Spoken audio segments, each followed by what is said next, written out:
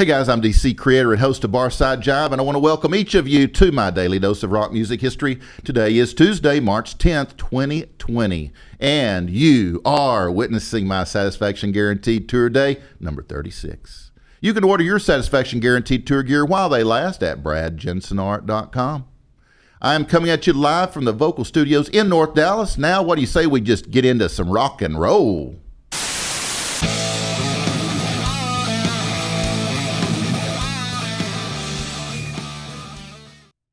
On this day in 1955, RCA Records placed a half-page ad in Billboard magazine claiming that Elvis Presley was the new singing rage. Seriously.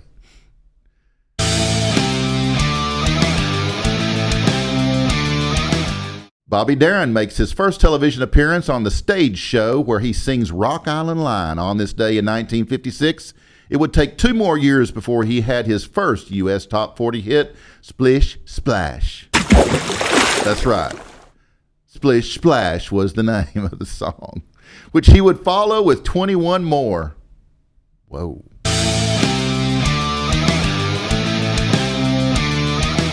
On this day, 1964 was the year Paul Simon and Art Garfunkel recorded The Sounds of Silence as an acoustic duo. It wasn't until record company producers added electric guitar, bass, and drums without the knowledge of Paul and Art that the song would become a hit in late 1965.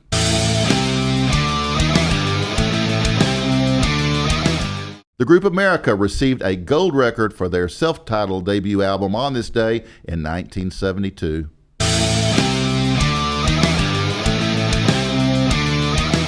On this day in 1973, Pink Floyd's Dark Side of the Moon was released in America, where it would spend over 741 weeks on the Billboard chart, finally falling off in 1988.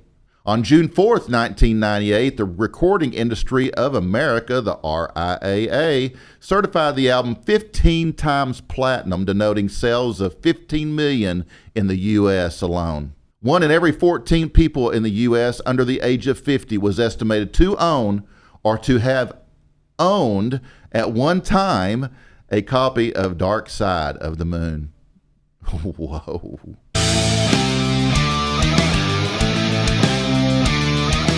Believe it or not, James Brown played the Grand Ole Opry on this day in 1979. Some country artists, such as Gene Shepard, complained, but others like Barbara Mandrell said that Brown should have been invited 5 years earlier.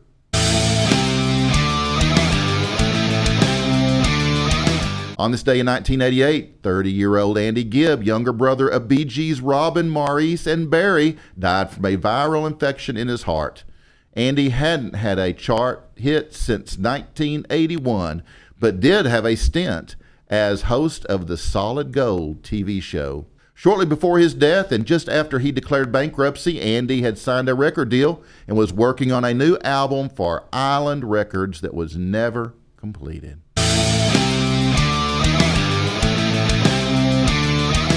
According to Billboard magazine, New Kids on the Block receive 125,000 calls a day to their 1-900 number on this day back in 1990. I can't even imagine that.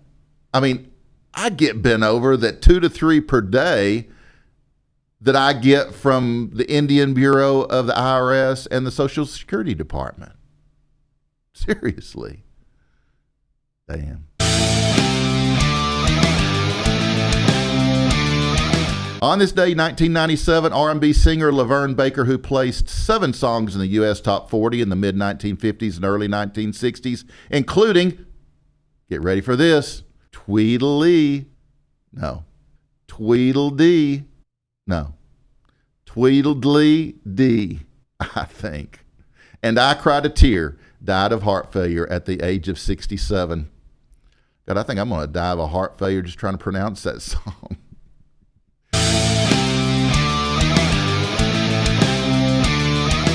Okay, 53-year-old Danny Joe Brown, the original lead singer of Molly Hatchet, died from renal failure due to complications from diabetes on this day in 2005. Brown was the frontman for the band's self-titled album in 1978, which went platinum. In 1979, the next album, Flirting with Disaster, sold over 2 million copies. Man, I love me some Molly Hatchet now.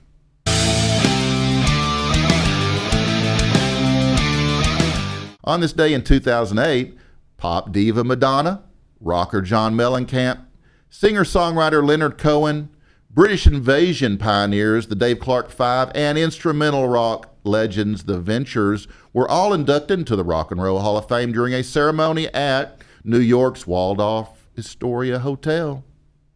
That's Madonna on the right.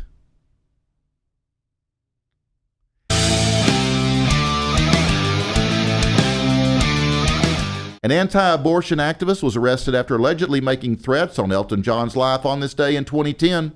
The man was upset when the singer suggested that Jesus Christ was gay in a Parade magazine interview in February, and he wrote an angry online response entitled, "Why Elton John Must Die."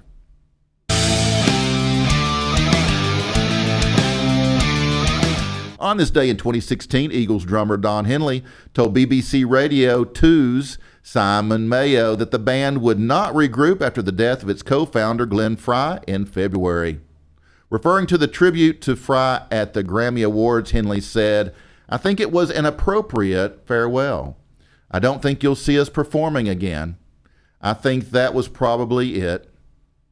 Of course, he would change his mind a few months later, adding Glenn Frey's son Deacon and country music Vince Gill for a long series of shows.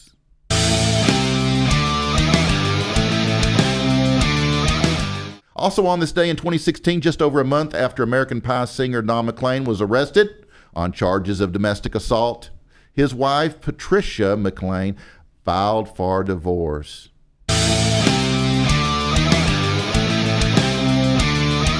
Joni Sledge, a part of the trio known as Sister Sledge, died of natural causes at the age of 60 on this day in 2017.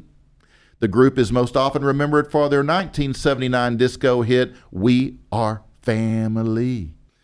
Okay, guys, that wraps my rock history lesson today, but you can wipe away all those tears because there's more coming from me to you tomorrow and every day as I peel back the pages of my big-ass rock history book and explore the pages of music history.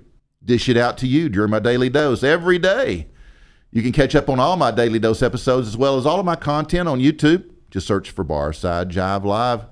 You can also follow me on Instagram and Twitter. I'm there, at Barside Jive. I do appreciate you hanging out with me today during my Daily Dose. Please seek every day to be a hero in someone's life. I will see you very soon, like tomorrow. Peace, love, and rock and roll, guys. Peace, love, and rock and roll. Take us out, Boner. Have mercy. Good night, Bill.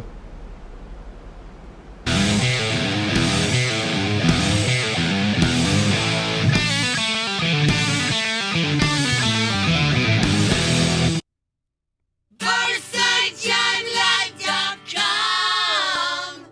That's BarsideJiveLive.com.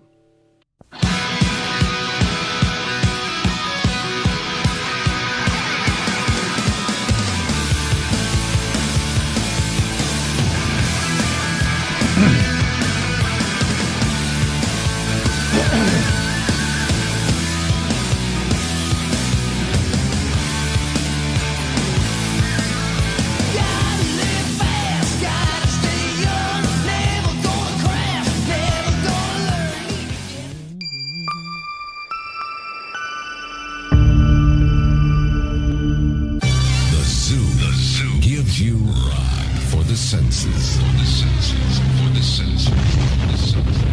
Lows that evolve into highs that pierce. Feel the rock on 98.